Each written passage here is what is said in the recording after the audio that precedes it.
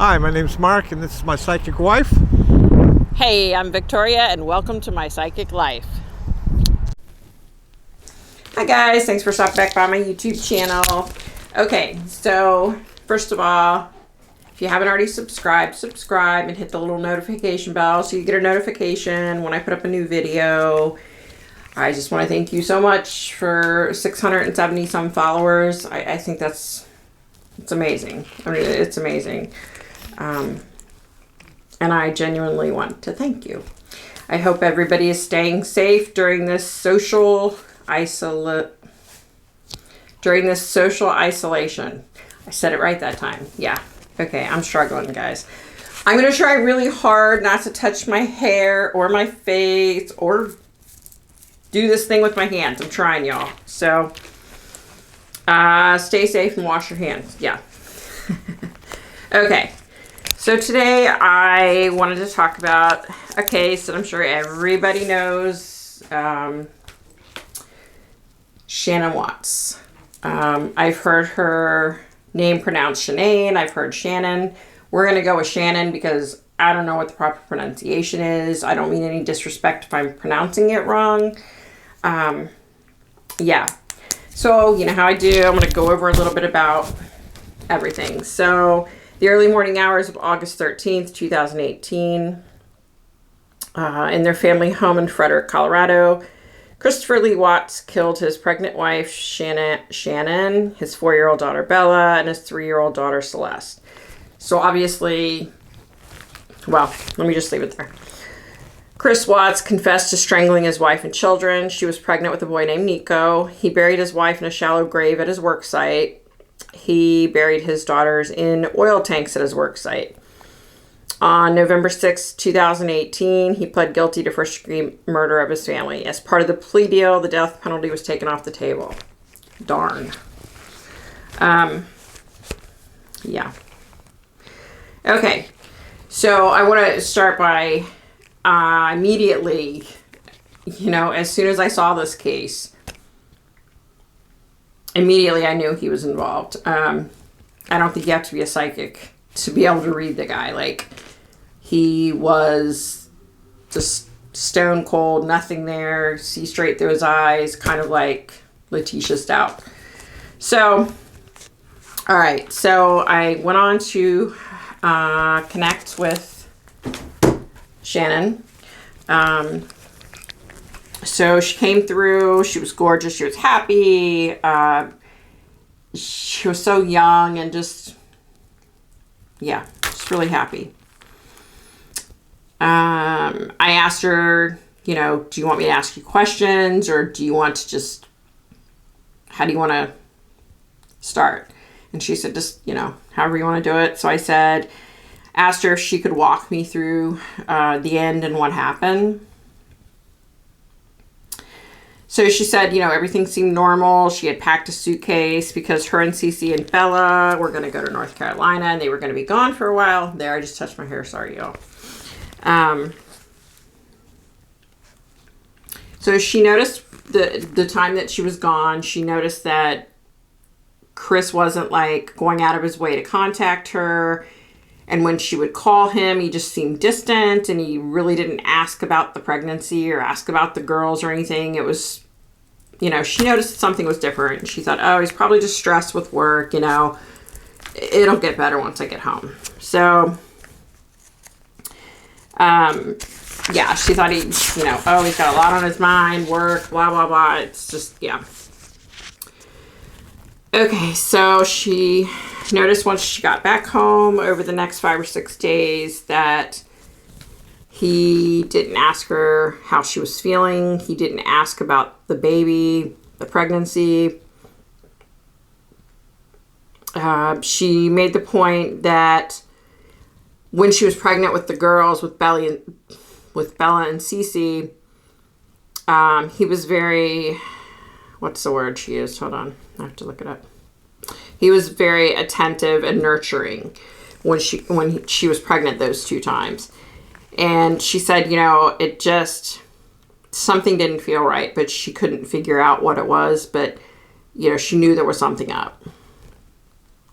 She went on to say that She's pretty comfortable that Cece and Bella felt it as well. You know, he would just kind of like blow them off, for lack of a better word. He would just not really care about what they were into. And normally he was very attentive, and he, you know, would watch their shows with them and talk to them, and he just really wasn't into the kids or her. At one point she asked if everything was okay. Let's see, let me get this right. Okay. She asked him if he was okay and if he was happy, and he said, yes, no, I've just got a lot on my mind. Okay. So she goes on to talk about Chris never physically hurt her. That wasn't him. He just was not like a physical abuser. But she did say the one thing that he did, which she said was just so hard, was that if he was upset with her, he would just ignore her. If he was angry with her, he would ignore her. You know, he could go for days on end and not look at her and not talk to her if he was angry or if he was upset with her.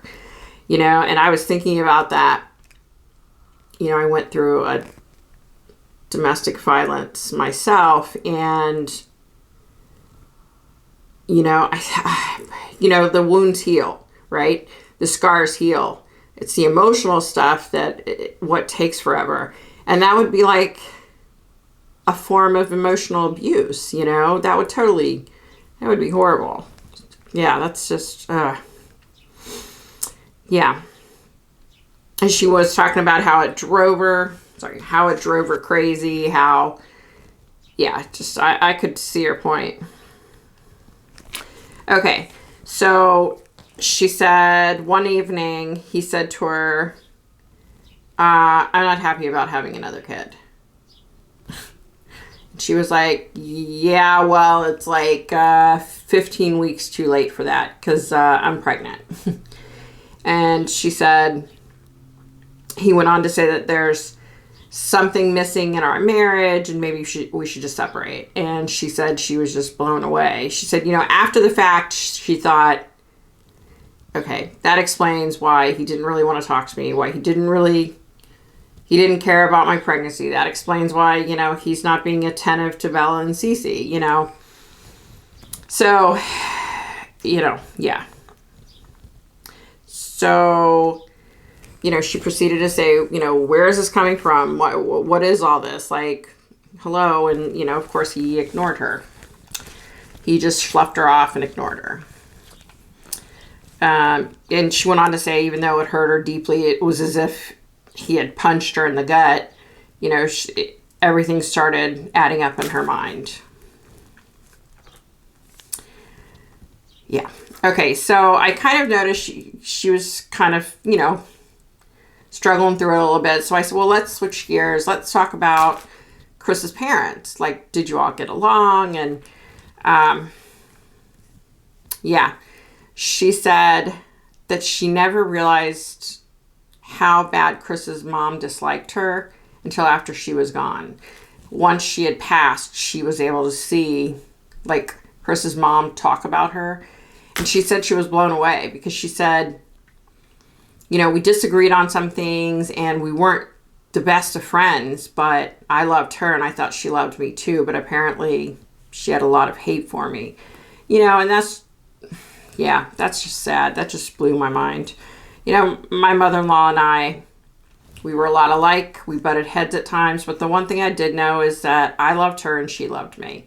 You know, that was never a question. In this situation, that's horrible, you know, because apparently, I guess after she was gone, Chris's mom just ran her mouth about her. I don't know, that's so messed up. Like, what about your dumbass son, you know? He's a murderer. He's a piece of crap, you know?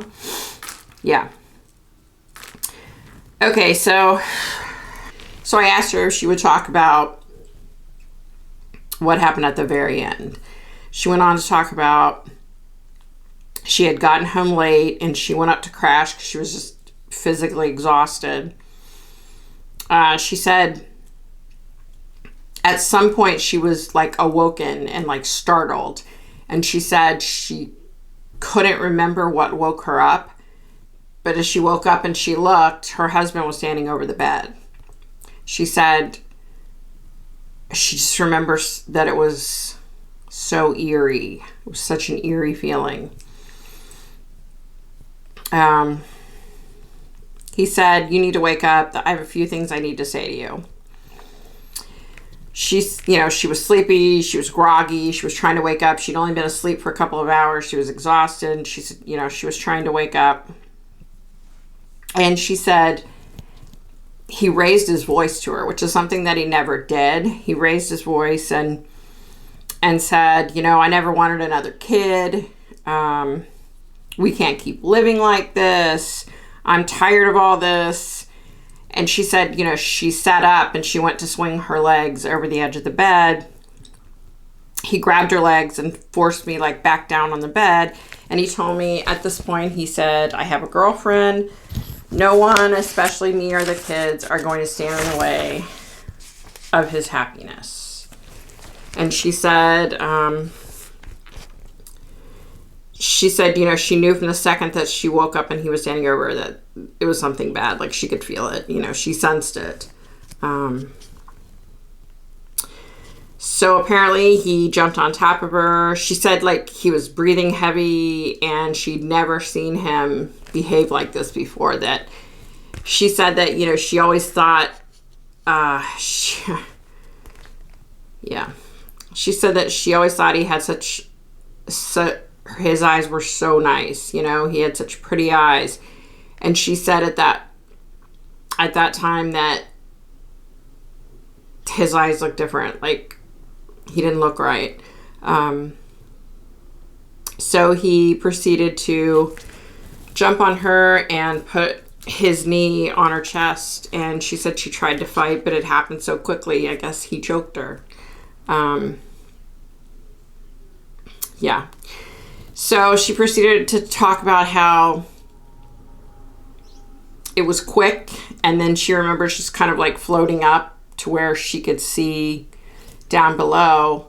And then she said it was probably, she said she didn't know time, but 15 or 20 minutes later that he jumped up and he ran downstairs and he grabbed his phone, which was, I guess, laying on the counter, grabbed his phone and looked at it, and then went and looked out the front window and opened up the door, and there's some girl there. There's a girl there.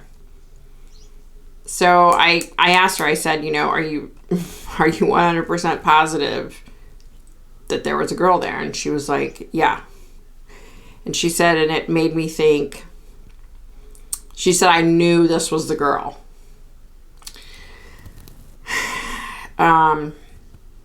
And then she said she didn't know how long it was, but maybe an hour or so later, because I guess they have a hard time judging time. When you're gone, you have a hard time judging time. She was worried about Bella and Cece, and, then they were there with her. So at that point, she knew that he must have killed them as well. She said, fortunately, she didn't have to see that part of it. Yeah, so she said, fortunately, she didn't have to see that part of it. But, she knew at that point that her daughters were gone. They were with her. And she said, the only good thing that came out of it was that Bella and Cece were with her and that they were able to meet Nico. And she was able to hold her baby in her arms. So, yeah. I probably say this every single time, but this was a hard one, guys. Yeah. Especially when you're talking about 3 kids, it's just, and she, I want to say this part that she kept reiterating, she kept stressing to me that she had never seen him look like that before, that there was just nothing in his eyes when she looked at him, and she said she didn't have a perfect look at him because I guess he had flipped on, the bathroom light was on or something, So, you know, it was dark. You know, it was real early in the morning, so it was dark. But she said it was just like his eyes just looked different. Like, yeah. And I mean, yeah. Yeah. Anyway, guys, okay, so be kind, be nice to each other. You know, don't go to their houses, but check on your elderly neighbors, you know. Don't go in their homes, like call them or leave them a little card in their door, you know, checking on them, making sure they've got everything they need. This is a very scary time right now. And just be cautious. Wash your hands. Like I've said many times, washing your hands is not a new thing. Proper hygiene is not a new thing. Make sure you wash your hands. And you know what? You know, come on. Stay at home. Don't go out running the streets. Like, we don't want this thing to continue to spread to where more and more people are sick and more people are dying. Like, just stay at home. Come on, you know? I mean, life will hopefully be able to get back to some sort of semblance of order soon enough. So, all right, guys, take care. Bye.